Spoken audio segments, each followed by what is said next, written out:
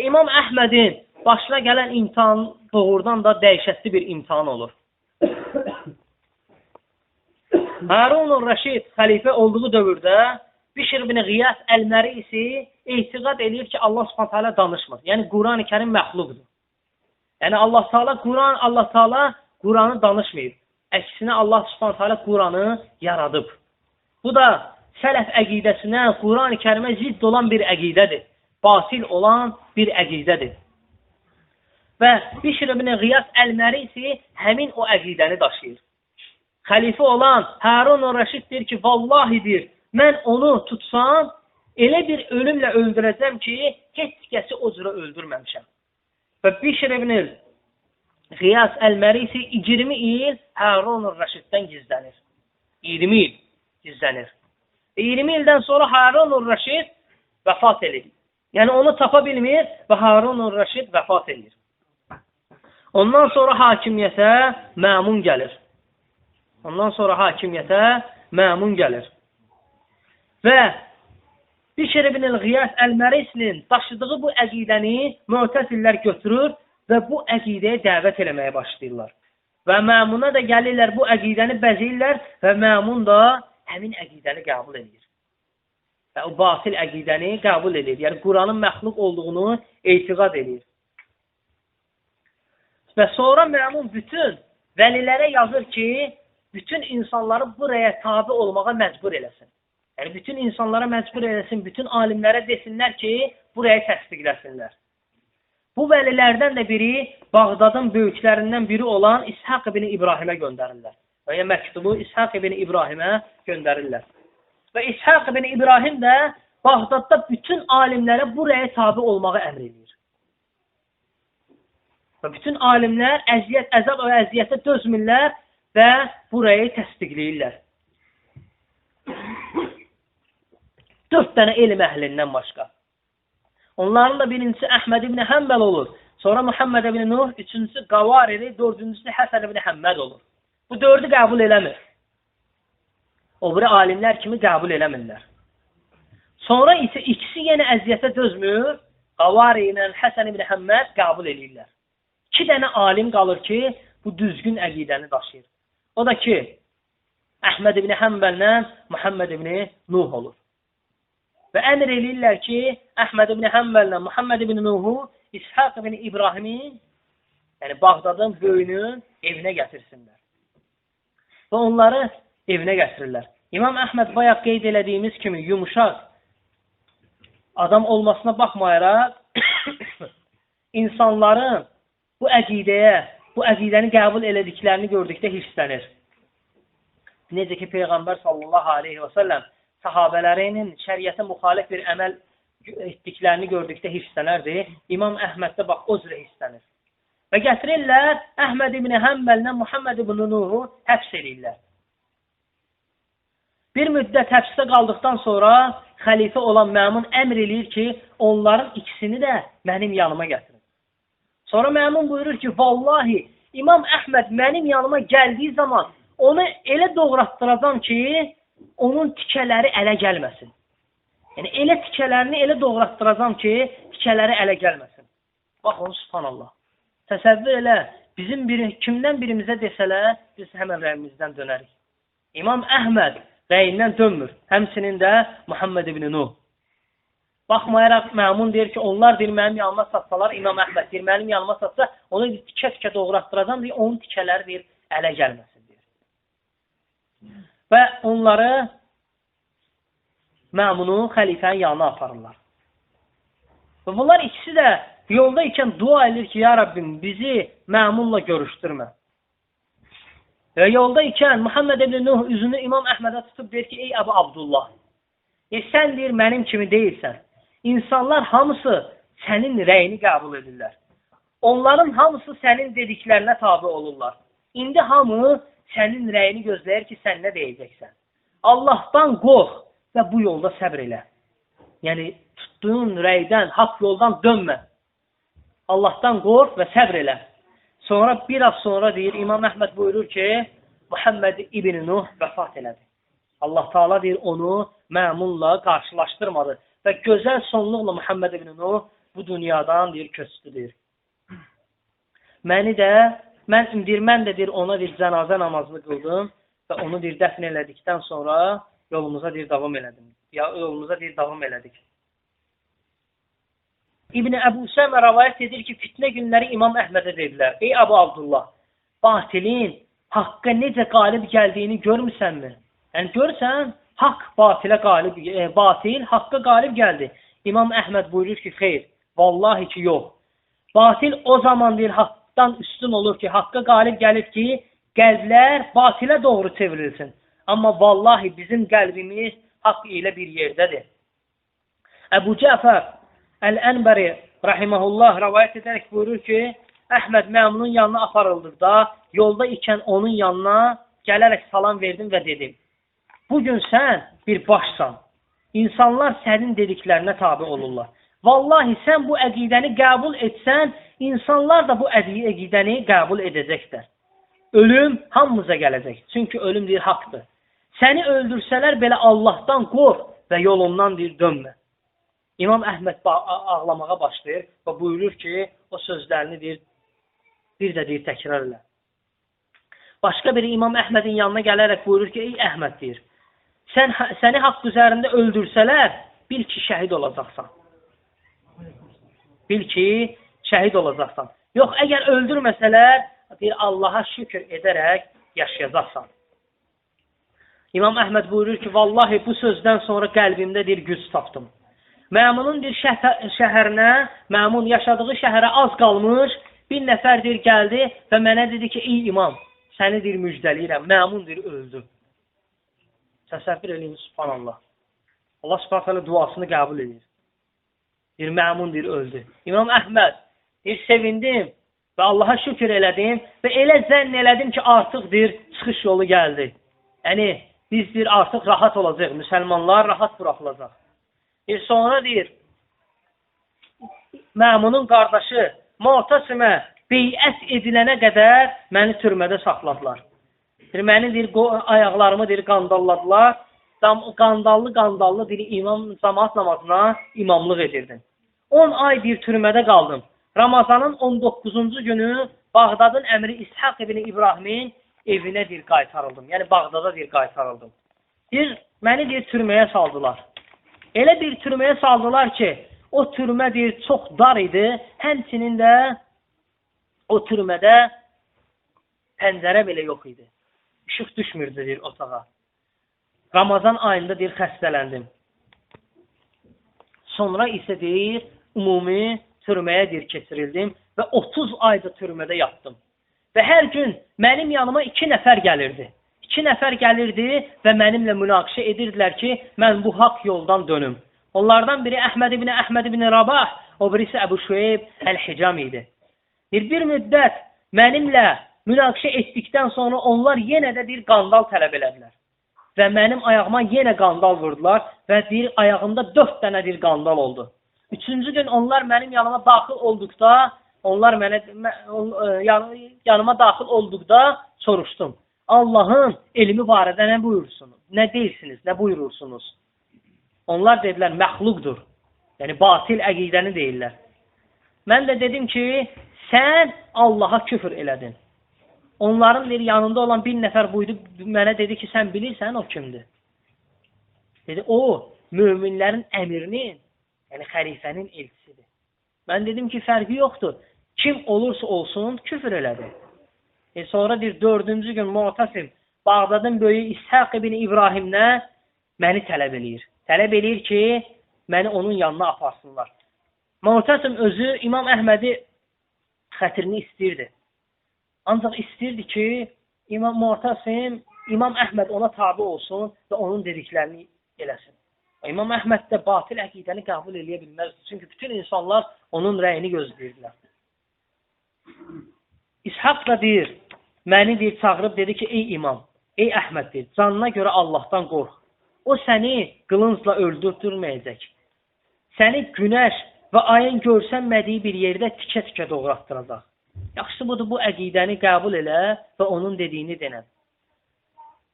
İmam Əhməd tabi olunur. İmam Əhməd buyurur ki, dəvə gətirildi və məni dəvənin üzərinə mindirdilər. Bir qandallar o qədər ağır idi ki, taqətdən bir düşürdüm, deyir. Heç Mu'tasimin sarayına gəldiyimdə heç bir deyir, taqətim qalmamışdı.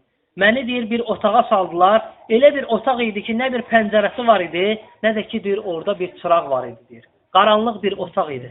Əlimlə bir otağı gəzməyə başladım, gəzdirməyə başladım. Yəni, əlimi otaqda gəzdirməyə başladım və su olduğunu hiss elədim. Və bir qabda su tapdım, dəstəmaz alaraq namaz qılmağa bir başladım. Səhəri gün əllərimə də qandal vuraraq məni onun qabağına apardılar. Mu'tasimin sarayına daxil olduqda onun yanında olan İbn-i Əbu Davudu gördüm. Yəni, bidət əhlinin başlarından olan İbn-i Əbu Davudu gördüm və həmçinin onların ətrafında çoxlu insanlar vardı. Mu'tasim deyir, taxtında oturmuşdu və mənə yaxınlaş, yaxınlaş deyərək müraciət elədi. Mən də deyir, ona doğru yaxınlaşıb və onun qabağında oturdum. Bir qandallar ağır olduğuma görə özümü deyir, pis hiss edirdim. Bir az incəldikdən sonra dedim ki, icazə ver, mən danışım. Mu'tasim buyurdu ki, danış. Mən də Mu'tasimə dedim ki, Allah və Rəsulü nəyə dəvət edirdi? Mu'tasim deyir, bir az susduqdan sonra buyurdu ki, Allahın təkliyinə, yəni yalnız Allaha ibadət eləməyə dəvət edirdi. Mən də Mu'tasimə dedim ki, mən də Allahdan, Allahın tək olmasına dəvət edirəm. Mən nəyə dəvət edirəm?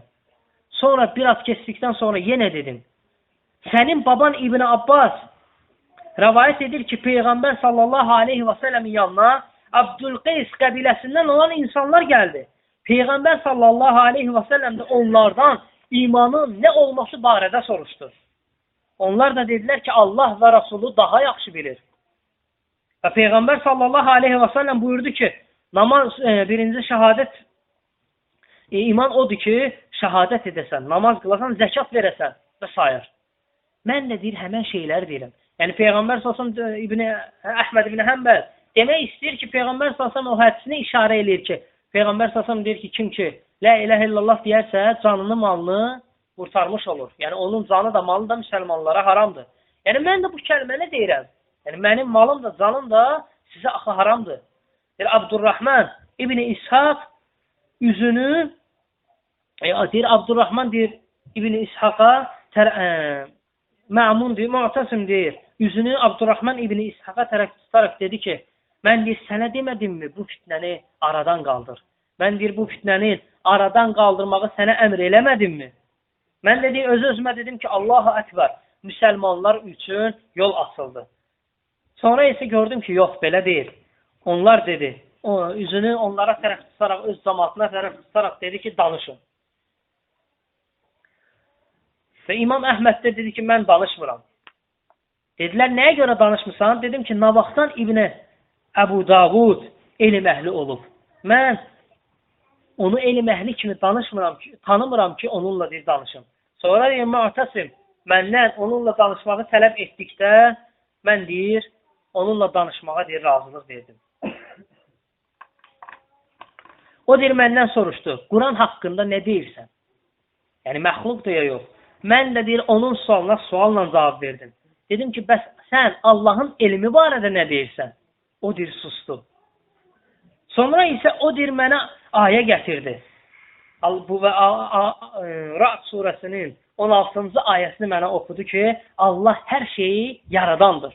Yəni, Allah hər şeyi Allah Taala yaradıb. Həmçinin Quranı da Allah Taala yaradıb. Dəlil gətirdi mənə deyir. Mən də deyir, onun ayəsinə ayə ilə cavab verdim. Bir Əhqaf surəsinin 25-ci ayəsini onu oxudum. Allah Taala həmin ayədə buyurur ki, o öz Rəbbinin əmri ilə hər şeyi yerlə yeksan elədi.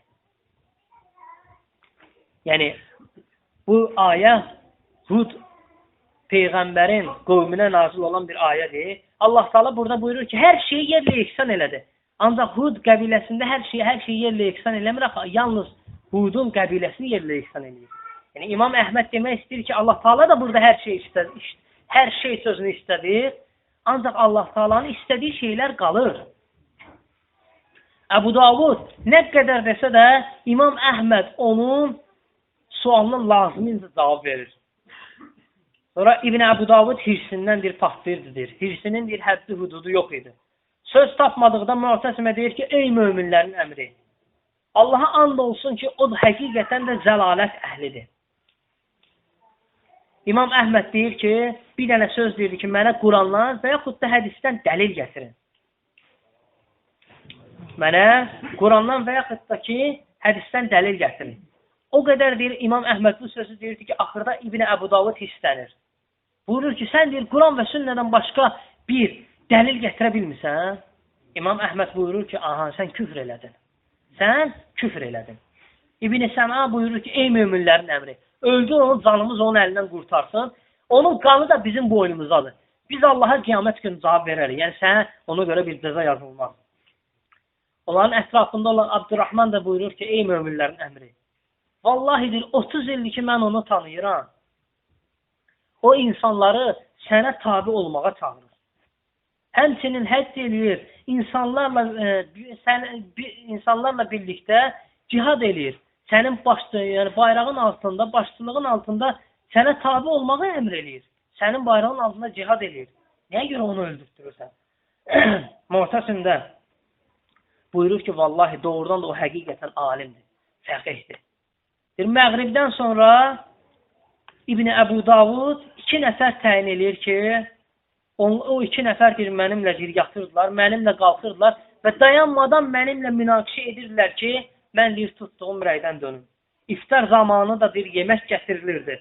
Mən deyir, onlarla deyir, yemək yemirdim deyir. Heç deyir, taqətim qalmadı. Deyir, mən deyir, sözümün üstündə dururdum deyir. 3-cü gün onlardan biri qayıdıb dedi ki, aha, bugün artıq sənin işinə baxılacaq.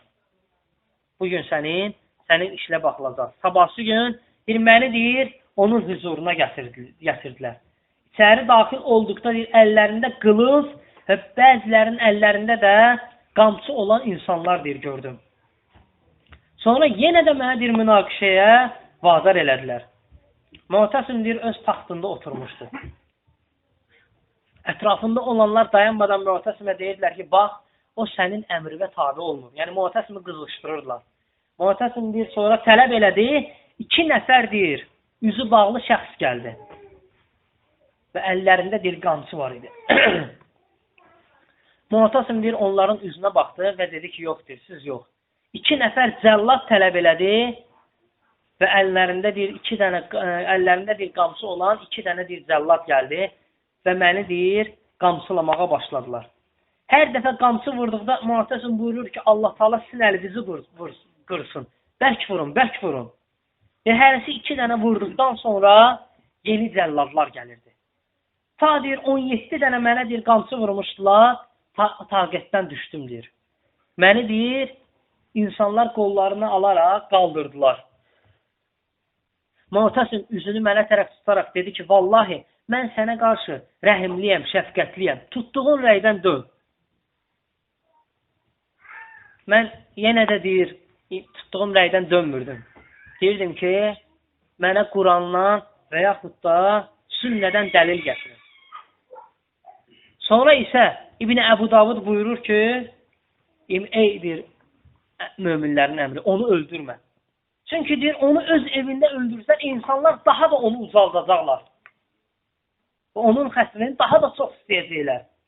Onu elə bir vəziyyətə sal ki, ondan sonra onu bırak, o deyib qıraqda deyir, ölsün. Yəni, sənin sarayında ölməsin. Bəziləri də deyirdilər ki, ey möminlərin əmri, öldür, onun qanı deyir, bizim boynumuzadır, deyir, öldür. Bəziləri deyirsə, məmuna deyirdilər ki, Mu'təsimə deyirdilər ki, Mu'təsim deyir, uruz tutmusan deyir. Oruclu halda deyir, onu öldürmə deyir. İmam Əhməd deyir ki, mən bir dənə söz deyirdim. Mənə Qurandan və yaxud da hədisdən dəlil gətirin deyir. Mənə Qurandan və yaxud da deyir, hədisdən dəlil gətirin. Dəfələrlə deyir, huşumu itirdim deyir. Hər dəfə qamçı vurduqda huşumu itirirdim. Biraz fasilə verdikdə deyir, huşum deyir, özümə gəlirdi. Və deyir, bir dəfə deyir, tam olaraq huşumu itirdikdə üzərimə su tökdülər. Və deyir, su içmək, susuzluğundan deyir, ölürdüm deyir. Su içməyimi istədim deyir, su tələb elədim. Mənə su gətirdilər. Suya baxdım, amma deyir, orucumu açmaq istəmədim deyir. Suyu deyir, içmədim. Bu hadisəyə şahid olan bir nəfər buyurur ki, vallahi deyir, mən deyir, İmam Əhmədin səbrinə deyir, mat qaldım. Onun dözümünə mat qaldım. Vallahi deyir, onun dözümü, onun səbri kimi mən ikinci bir şəxsi görməmişdim. Bir dəfələrlə deyir, İmam Əhməd su istədi. Vallahi deyir, suyu ona yaxınlaşdırdıqda İmam Əhməd suya baxır, suyu içmirdi və huşunu deyir, itirirdi. Deyir, hətta deyir, xəlifə deyir, Mu'təsim özü o qədər təəccüblənmişdi ki, deyir, günün altında çətirsiz deyir, dayanmışdı, deyir. Günün altında çətirsiz dayanıb, İmam Əhmədin halına deyir, tamaşa edirdi. Özü təəccüblənmişdi ki, İmam Əhməd bu qədər əziyyət verilir, yenə də deyir, tutduğu rəydən deyir, dönmür, deyir. Sonra deyir, Mu'təsim üzünü İbn Əbu Davuda tutaraq dedi ki, sən deyir, böyük günah işlətdin. Yəni, sən məni İmam Əhmədi cəzalandırmamı tələb elədin. Yəni, məni qızışdırdın, sən deyir, böyük günah işlədin. Əbu Davud da deyirdi ki, o müşrikdir, kafirdir, öldür geçsin. Sonra görürlər ki, İmam Əhmədin vəziyyəti daha da pisləşir. Yəni, ölümü yaxınlaşır. Tez İmam Əhmədin əmsini çağırırlar. İmam Əhmədin əmsi gəlir, ətrafında olanlara deyirlər ki, baxın, bu kimdir, tanıyırsınız bunu? Hamla deyir, əlbəttə ki, tanıyırıq, İmam Əhməddir. Əmsinə də buyurur ki, görürsən, o sağdır, ölməyib ki, götür onu aparın. Yəni, görürsünüz, mənim sarayından diri olaraq çıxdı. Deyir, məni deyir, pis halda Bağdada İshaq ibn İbrahimin evinə deyir, gətirirlər. Bir zöhr namazını vaxtı çatdı. Onlardan biri imam dayandı. Namaz bitdikdən sonra üzünü mənə tərəf çevirərək dedi ki, sən də deyir, bizimlə namaz qıldın. Dedim ki, bəli deyir. O da mənə dedi ki, bu paltarda deyir, sən deyir, namaz qıldın. Yəni, paltarım bir təmiz qan idi deyir. Bu paltarda deyir, sən deyir, namaz qıldın. Mən də ona buyurdum ki, Ömər radiyallahu anhunun qanı axa-axa namazını deyir, tamamladı. Və həmin deyir, qanaxmadan, yəni həmin deyir, xəstəlikdən vurulmadan deyir, öldü. 28 ayda türmədə yatır İmam Əhməd. Sonra görürlər ki, İmam Əhmədin halı getdikcə pisləşir, paltarını dəyişirlər, gözəl geyim geydirirlər. Və onu deyir, evinə, miniyin üzərinə mindirərək evinə deyir, yola salırlar. Bir İmam Əhməd gəldikdə bütün insanlar evlərini bağlayıb çıxıb küçəyə ona tamaşa edirdilər. Hətta deyir, İmam Əhməd gəldikdə bazarda belə adam qalmamışdı. Satıcılar belə gəlib İmam Əhmədə deyir, baxırdılar. İmam Əhməd gəlir və onu evinə gətirirlər. Evinə çatan kimi əmr eləyir ki, mənim deyir, paltarlarımı soyundurun, öz paltarımdan geyinin və bu paltarı da aparın, bazarda satın, onun pulunu da evə gətirməyin. Aparın deyir, bazarda kasıblara paylayın. Sonra bir İmam Əhmədi həkim çağırırlar İmam Əhməd üçün. Həkim gəlir İmam Əhmədə baxır və onun bəzi ətlərini kəsərək deyir ki, bu ətlər tamamilə ölü ətdir, yaramır. Yəni İmam Əhmədi o cürə hala salırlar. Əhl-i sünnənin imamı baxmayaraq Allah Subhanahu taala gecə gündüz ibadət edirdi. Günahlardan uzaq olurdu. Onunla belə baxın o görün necə əziyyətlər çəkirdi. İmam Əhməd biraz sonra özünə gəlməyə başlayır. Cəmaət namazında cümələrə çıxmağa başlayır. Biraz sonra isə dərslərə davam edir. Yəni dərs deməyə İmam Əhməd başlayır. Və Mu'təsim dərs ölənə qədər İmam Əhməd dərs deyir. Bir müddət keçdikdən sonra Mu'təsim vəfat edir. Və ondan sonra yenə onun qardaşı Vasit xəlifə olur. Vasit hakimiyyəti gəlir. Vasit hakimiyyəti gəldikdə nəinki alimlərə qarşı, hətta adi insanlara qarşı cəzalar tətbiq edir. Yəni, adi insanlar bu rəyi, bu batil əqidəni dəstəkləmədikləri üçün onlara da cəza qaldırır. Və İmam Əhmədin yəni bəla, fitnə biri-birinin ardınca əvəzləyirdi. Fitnələr biri-birinin ardınca deyir, onu əvəzləyirdi. İmam Əhməd səbr edir, o qədər döymələrin qabağında İmam Əhməd rəyindən dönmürdü. Sonra isə Vasid əmr eləyir ki, cəmaət dərslərinə qadağa qoyur. İmam Əhməd yəni qoymur ki, dərs desin.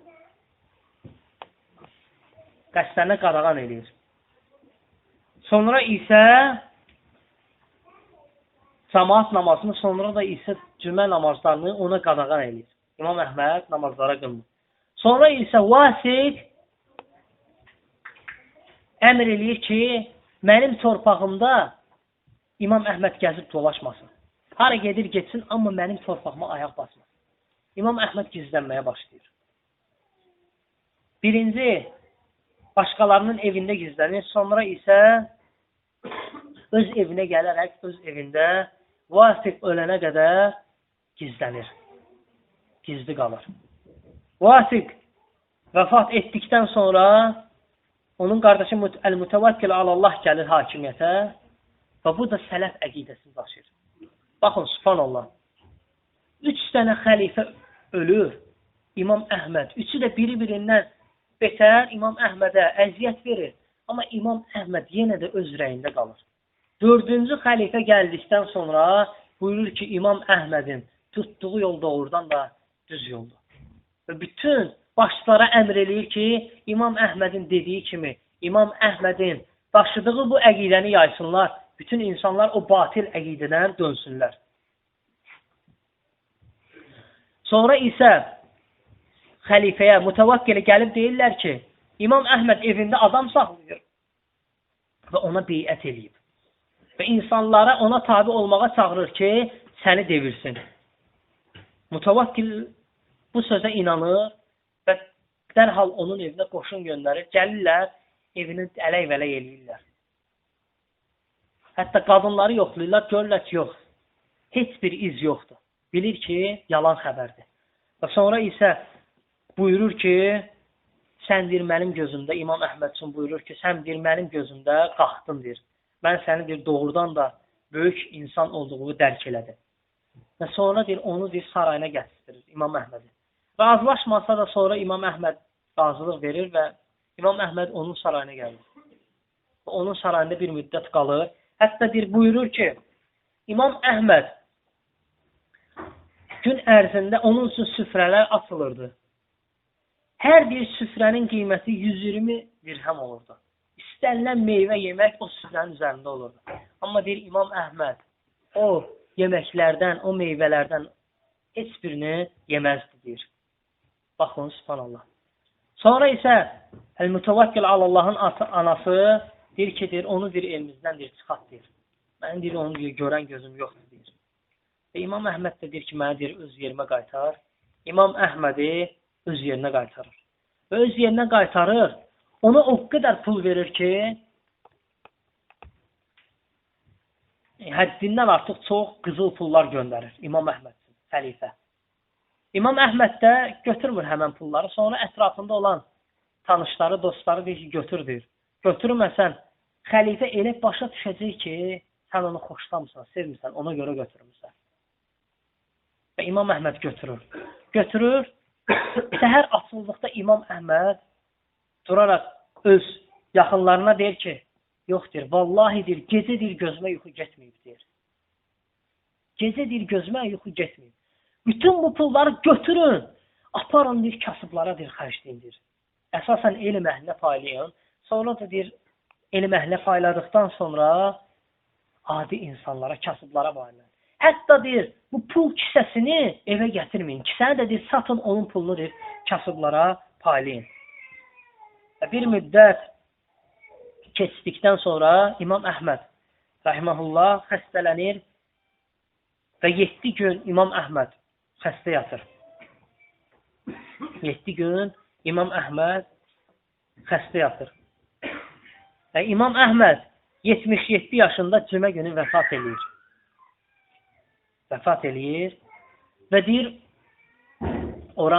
Bağdadın böyüyü olan İbn-i Tahir İmam Əhməd üçün kəfən və bu cürə şeylər göndərir ki, İmam Əhməd dəfn eləsinlər. Ancaq İmam Əhmədin oğlu Salih qəbul eləmir həmin şeyləri. Və hamı da bilir ki, İmam Əhməd üçün cənazə namazını oğlu Salih qıldıracaq. Və İmam Əhmədin cənazəsinə o qədər adam toplaşır ki, onun cənazəsini vəsf edən alim İmam Zəhəbi buyurur ki, hələ deyir onun ölümündə, onun cənazəsində iştirak edənin sayı qədər ikinci bir cənazədə yəni insanlar o qədər tortulaşmayıb. Hətta indiki alimlər deyir ki, İmam Əhmədin cənazəsində iştirak edənlərin sayı qədər indiki kimsə vəfat etdikdə o qədər insan deyir, toplaşmayıb deyir. Sonra deyir, İbn-i Tahir gələrək oğlu Salihə deyir ki, çəkildir. Cənazə namazını özüm ona qıldıracaq. Və cənazə namazını İbn-i Tahir qıldırır. Sonra isə adam həddindən artıq çox olduğu üçün adamlar da elə bilir ki, Salih qıldırır. Və sonra cəmaata xəbər çatdıqda ki, onun cənazəsini Salih yox, İbn-i Tahir qıldırıb, hamısı deyir, gəlirdi, deyir, İmam Əhmədin qəbri üstündə deyir, ona bir cənazə namazı deyir, qılırdılar, deyir. Baxın, subhanallah, deyir.